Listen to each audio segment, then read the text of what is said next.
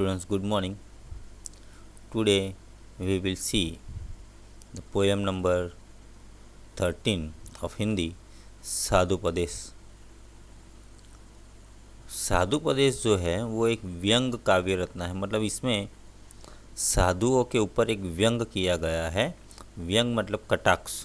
तो इसीलिए हम कह सकते हैं कि साधुपदेश जो है वो एक व्यंग काव्य रत्न है।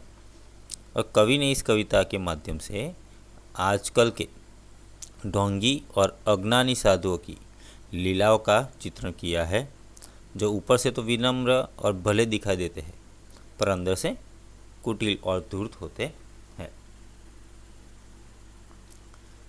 साधुपदेश शीर्षक से तो लगता है कि साधु अर्थात सज्जन का उपदेश होगा, पर कवि ने व्यंग शैली अपनाकर ऐसे साधु, ढोंगी बाबा आदि के प्रति अपना आक्रोश प्रकट किया है। पोथी पढ़ने और माला फेरने से कुछ नहीं होता। एक और हम राम नाम जपते हैं, गौमुखी में डाल माला के दान को फेरते हैं, तो दूसरी तरफ मीठी छुरी भी चलाते हैं।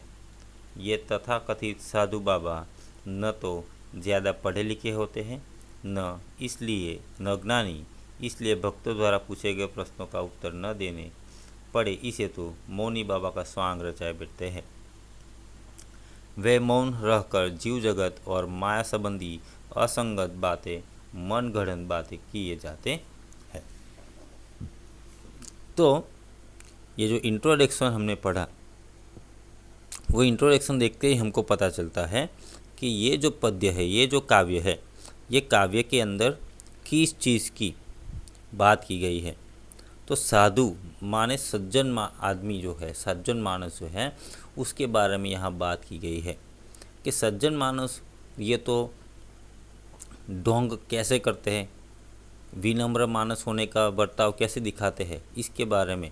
मतलब वो बाहर से तो विनम्र दिखते हैं, लेकिन अंदर से कितने ढोंगी, कितने धूर्त होते हैं, इस बारे में जो कवि काका हाथरसी है, उसने इस कविता के माध्यम से हमें ये समझाया है। So let's have start with the poem. आइए प्रिय भक्तगण, उपदेश कुछ न लीजिए, पढ़ चुके हैं बहुत पोथी, आज कुछ गुण लीजिए। हाथ में हो गौमुखी माला सदा हिलती रहे, नम्र ऊपर से बने भीतर छुरी चलती रहे। मतलब ये जो स्टैंजा है, ये स्टैंजा में काका हाथरसी ये कहना चाहता है कि ढोंगी साधु जो होते हैं वो अपने भक्तों को उपदेश देते हुए ये कहते हैं कि आप लोगों ने अनेक ग्रंथ, अनेक पवित्र पुस्तकें पढ़ी है, लेकिन आज आप मेरे भी कुछ गुण ले लीजिए। मतलब मैं जैसा हूँ वैसा आप बनिए। मैं जैसा विनम्र हूँ, मैं जैसे लोगों पे दया करता हूँ, लोगों की सेवा करता हूँ, वैसे आप भी करें। आपने कई ग्रंथ पढ़े हैं, कई पवित्र पुस्तकें पढ़ी है, ठीक है, उसमें आपने कई सारी चीज़ें देखी भी होगी, पढ़ी भी होगी, कई उदाहरण दिए गए होंगे, लेकिन मैं जो आपको आज कहना चाहता हूँ वो ये कि आप मेरे जैसे बनिए। मैं जैसा दिखता हूँ वैसा बनिए।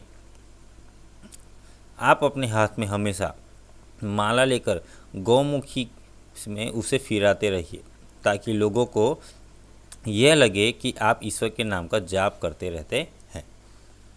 अब यहाँ साधु ये कहते हैं कि आप मेरे जैसे बनिए, मेरे जैसे कुछ गुण लीजिए। तो कैसे? तो जैसे मैं यहाँ पे बैठे गौमुखी माला लेके घुमाते रहता हूँ और प्रभु का नाम लेते रहता हूँ, प्रभु का नाम जपते रहता हूँ, तो आप भी ऐसा करिए कि हाथ में माला लीजिए और ईश्वर का नाम जपिए, ताकि लोगों को ये लगे कि ये आदमी जो है वो सज्जन आदमी है, ये कभी किसी का बुरा कर नहीं सकता, ये कभी किसी को धोखा नहीं दे सकता।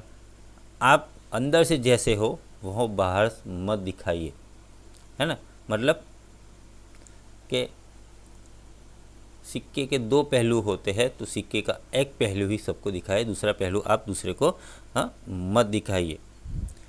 और इसके अलावा ऊपर से आप ऐसा दिखावा करते रहिए कि आप बहुत विनम्र है, लेकिन अंदर से आप छल कपट करने से मत चूकिए। दूसरा स्टैंजा जो है ये कहता है कि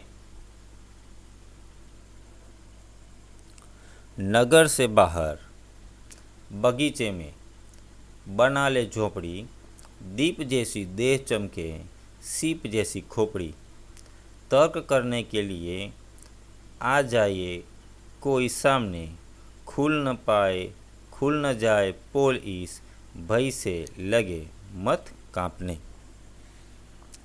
तो यहाँ पे कवि ये कहते हैं कि ढोंग करने के लिए ऊपरी दिखावा करना जरूरी। तो ढोंग कैसे करे, कैसे दिखावा करे, तो इस स्टेंजा में काका हाथरसी ने जो साधु है वो क्या कहते हैं कि ढोंग कैसे करे, वो कैसे बताते हैं कि ढोंग कैसे करना चाहिए।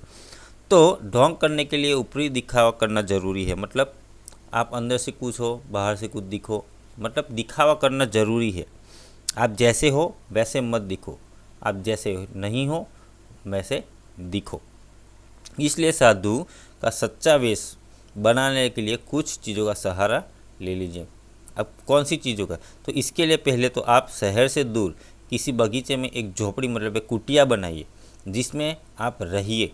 तो आप सबको ऐसा लगे कि ये आदमी सज्जन है, इसने संसार का त्याग किया है, ये मोह माया में विश्वास नहीं रखता, इसलिए शहर से दूर सभी लालचों से दूर यहाँ ये झोपड़ी मतलब कुटिया में रहता है।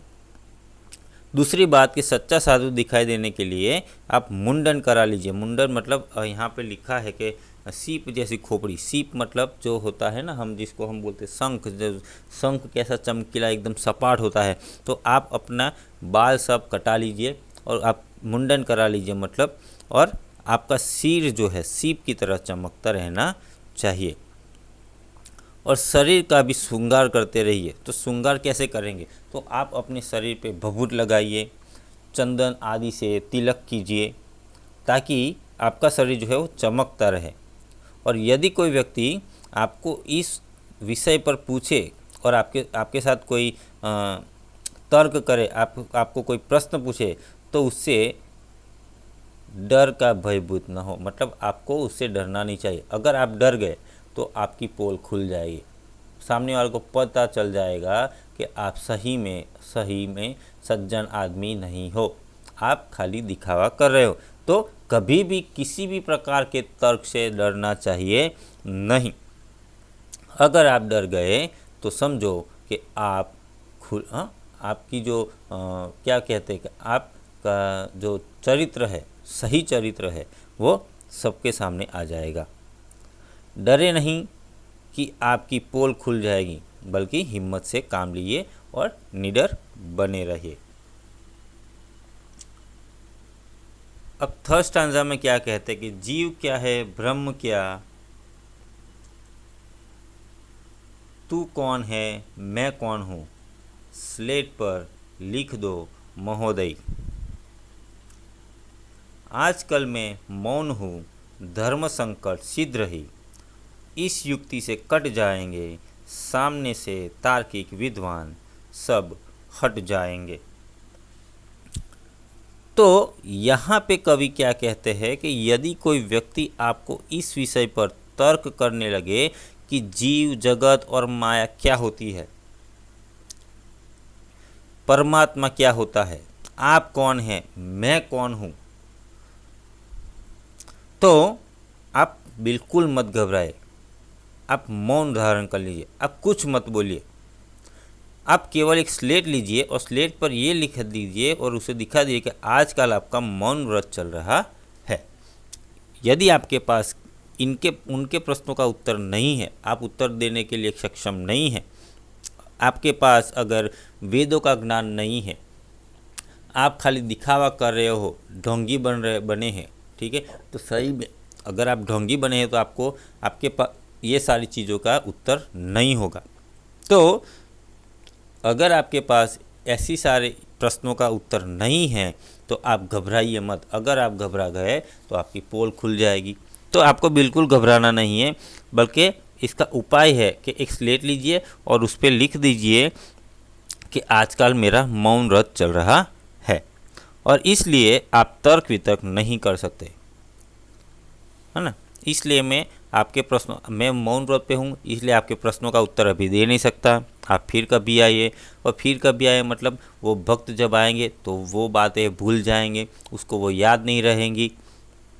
तो आप जब भी आपको लगता है कि मेरे पास इस प्रश्न का उत्तर नहीं है तो आप स्लेट पे लिख दिए कि मेरा मौन व्रत है। अगर आप ऐसा लिख देंगे, अगर आप ऐसा नहीं करते तो भक्तजन हैं जो यह आपके लिए आपके वहाँ पे है, वो आपके प्रश्न पे प्रश्न पूछते जाएंगे, सवाल पे सवाल पूछते जाएंगे और आप घबरा जाएंगे। तो आप घबरा जाएंगे तो आपका जो असली चेहरा है वो लोगों के सामने आ जाएंगे और इस उपाय से आप एकदम मुक्त हो जाएंगे और तर्क करने वाले अपने आप ही वहाँ से चले जाएंगे। Now in the fourth and last stanza,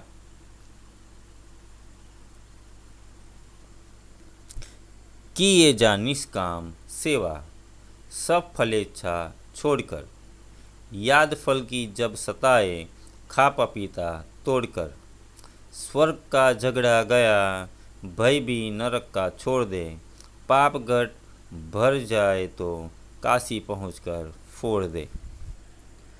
तो यहाँ पे कवि क्या कहता है कि आप बिना किसी कामना या इच्छा से लोगों की सेवा करते रहिए, मगर फलेच्छा मगर फलेच्छा का मतलब क्या है कि आप अपने कर्म अपना काम करते रहिए, फल की इच्छा मत कीजिए, है ना। आप लोगों की सेवा करते रहिए और फल की परवाह बिल्कुल मत कीजिए।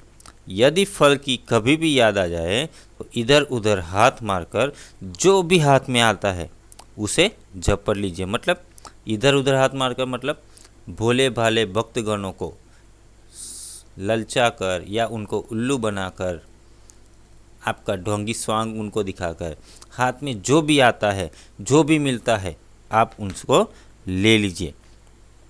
स्वर्ग प्राप्ति से कोई वास्ता मत रखिए, मतलब आपको स्वर्ग प्राप्ति होगी ऐसी आप इच्छा भी मत रखिए।